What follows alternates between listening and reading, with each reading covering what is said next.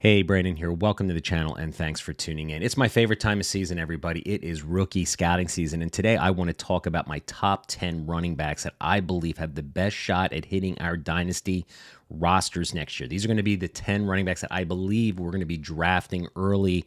I'm not sure how early in our rookie drafts next year. So I appreciate you tuning in. You play fantasy, you play Dynasty, you're looking for a YouTube channel out there that's going to give you an early look at your future rookie running backs and wide receivers, tight ends, and quarterbacks for your Dynasty rosters. Hit that subscribe button.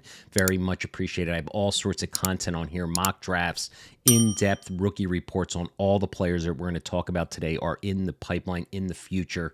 So again, thanks for tuning in. So yeah, let's talk about the class overall, okay? We're going to talk about 10 backs today, like I said, that I believe have the best chance of hitting our Dynasty rosters. But overall, I'm not sure in this class if there are a lot of elite players coming out of the running back position. We're used to getting 2 or 3. 2 years ago, it was Breece Hall and Walker. Last year, we had Gibbs, we had Bijan, Achan. He came out as well. Explosive players that we thought we were going to get early production.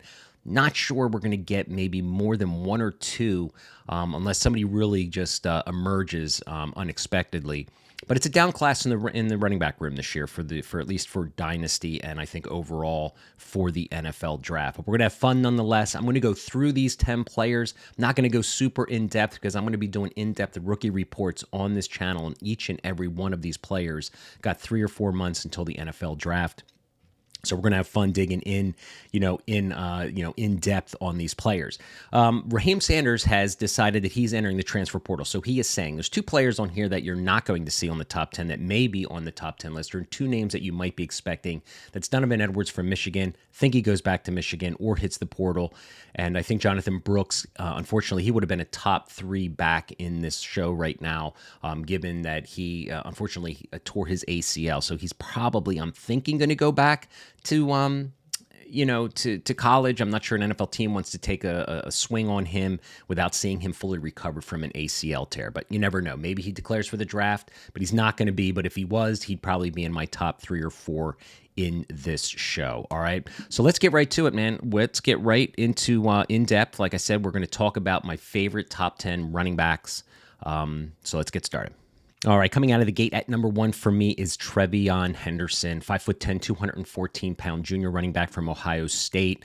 As you can see, guys, there's a little intro to the cards that you're looking at here on the screen. I'm going to provide the 2023 stats for the season, 3 PFF grades that I kind of look at on a regular basis, the rushing grades, yards after contact, the elusive rating, my scouting report on the player, and then I'm going to provide some draft and dynasty projections here. The images that you see under that section are from mockdraftdatabase.com, and that is all, again, this is the beginning of December, early in this process. So feel free to pause the show and kind of take a look at these reports if you want. I'm not going to spend an in-depth amount of time on each of these players because I'm going to be doing an in-depth rookie report on this YouTube channel of each and every one of these players where we really dig in. My podcast co-host and I, Jason DiRienzo, will be doing in-depth film reviews on all of these players, really getting into the details. But nonetheless, top 10, let's get right into it. Trevon Henderson, he for me provides the most of all the traits that I look for in running backs, right? Good vision and patience, sweet feet, lateral ability,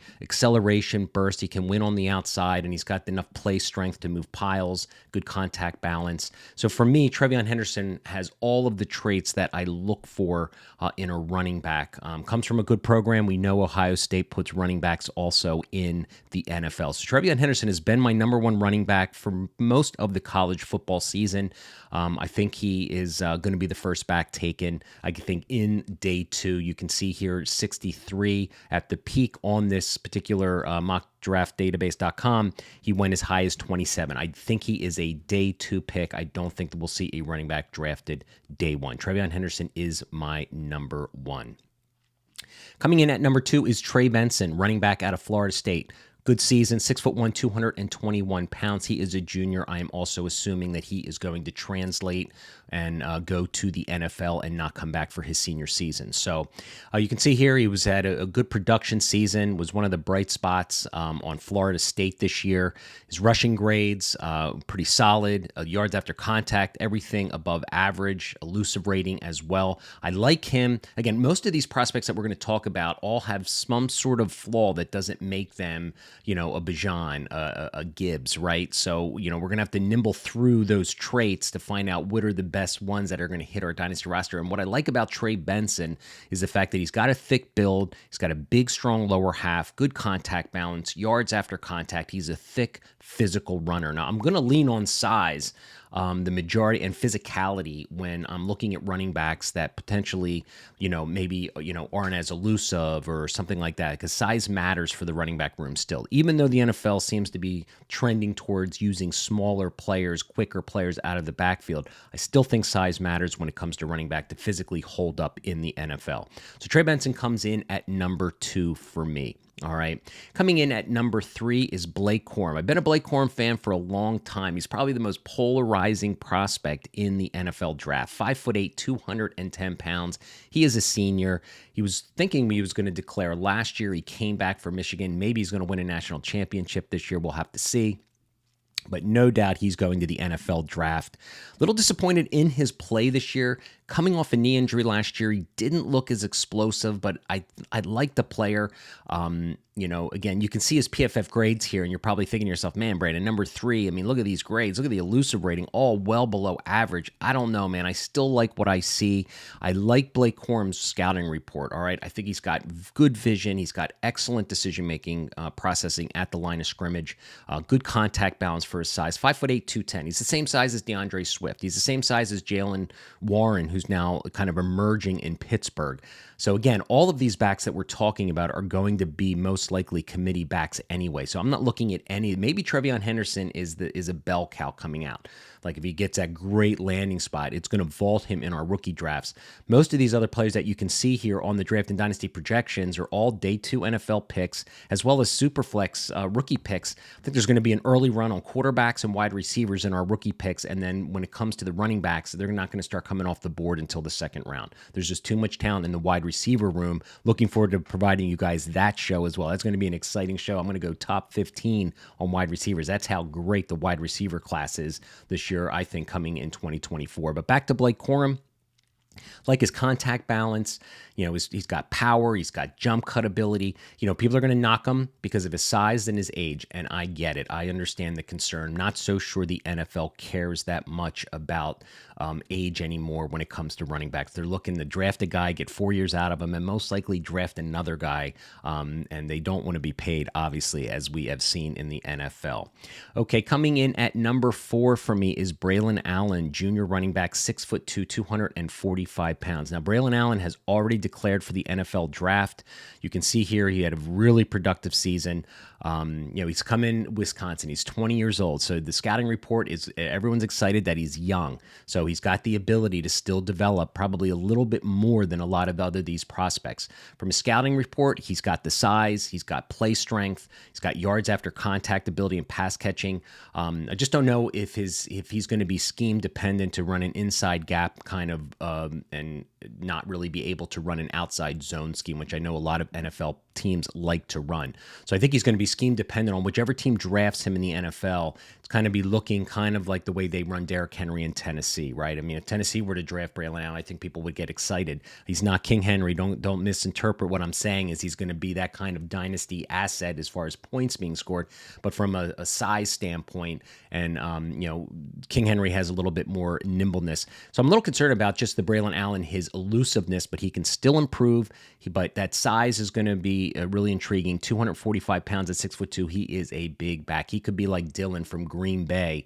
So I'm hoping he gets a little bit more fantasy points for us than Dylan at Green Bay, and maybe more of a consistent producer as a fantasy player, but we'll have to see where he goes. But he's a day 2 pick, most likely. Could slide into day 3. Good chance that, majority of these running backs we're talking about here right now could go early day 3.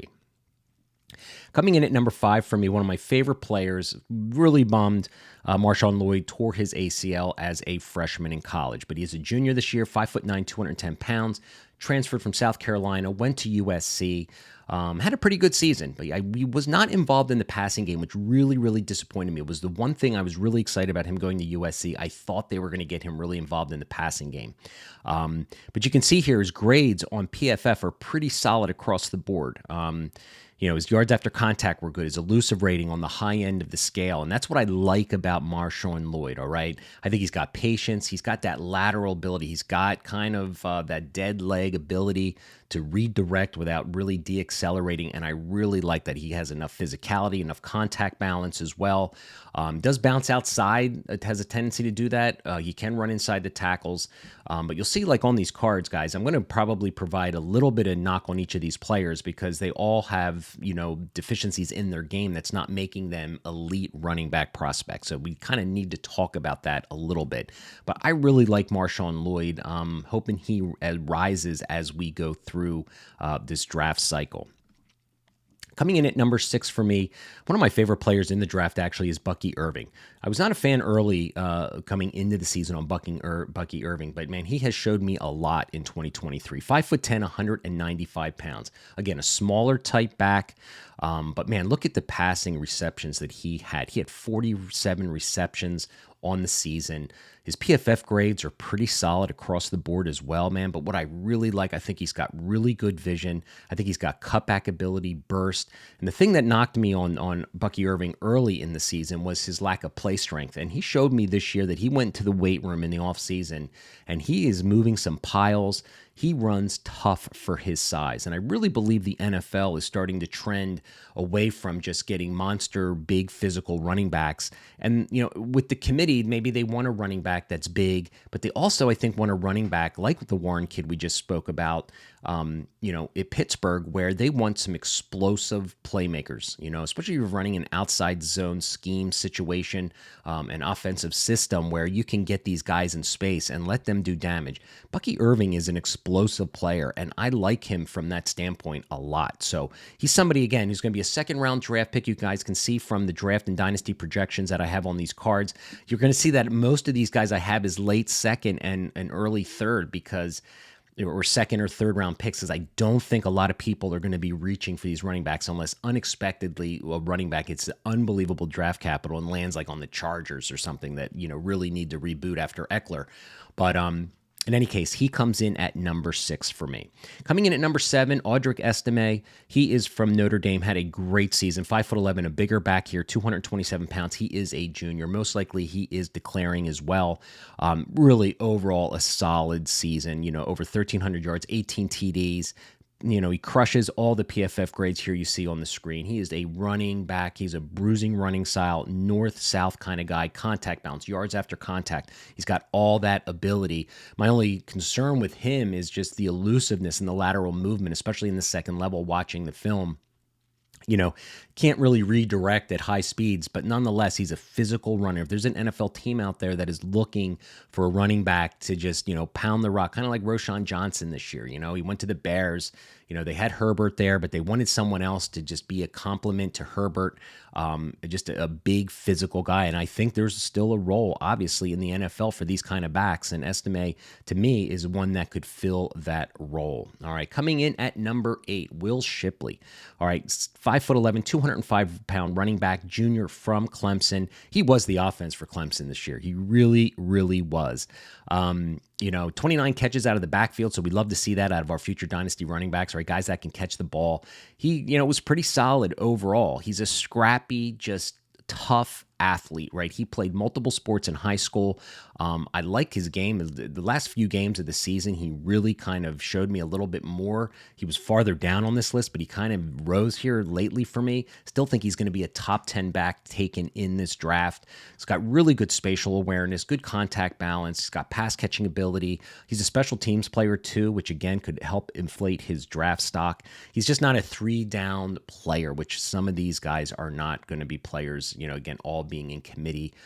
His elusiveness sometimes is very hit or miss, but he is a tough tough player, showed that he was the majority of the offense at Clemson. And there's going to be a team that takes him in day 3 that is going to love him in the locker room as just a tough, physical football player. So he will, I think, be drafted in the top 10. All right. Coming in at number 9 is Ray Davis, Kentucky. Okay, this guy's traveled all over the place in college. He went to Temple, he went to Vanderbilt, then he goes to Kentucky, goes to the SEC. Really put on a great season. 5'10", 216. He is a senior. He will be declaring for the NFL draft. Solid, over 1,000 yards, 13 touchdowns, had 28 catches here on the season. He's just, again, another physical 5'10", 216 bruiser. Love how he finishes his runs with his pad level. He's got quick feet, good yards after contact. He's an older prospect, and again, he lacks that top-end speed, which a lot of these players do lack the top-end speed. You're going to see them on these scouting cards. But I think, again, he's going to get drafted day 3, a complimentary piece to a backfield on hopefully an NFL team. And really, for all of these players, it's going to come down to that coveted landing spot of getting an opportunity. It's a lot of what it takes, to get an opportunity out there in the NFL. And is all these free agents out there you're going to see are, it's going to be really interesting. It's going to be the wild, wild west of the running back position after this draft and the multiple free agent players that are available after the 2023 season. It should be a really fun ride. All right, coming in at number 10, Devon Neil for me, 5'11", 210 pounds. Just did an all-22 film review on my Devy to Dynasty dashboard product. I do film reviews all exclusive to my subscribers. And look, he showed out really in the game we watched against Illinois, showed the vision. The lateral movement is outstanding. Acceleration burst. He's got good hands, 24 balls he caught out of the backfield. You can see here the PFF statistics, the grades. I had to actually write them in. They don't have images on PFF for him. They're not including him in the draft. So there's a good chance that Devon Neil might go back to college because he's not really on a lot of lists out there. But it's a Devy guy, a guy that's been watching college football, and I've known about these players for some time. I'm going to throw him in here as my top 10 because if he does declare, good chance he probably goes back, but if he does declare, I think he has a good shot at an early day 3 draft capital. The thing about him is just his play strength. I don't know if he loves contact watching him.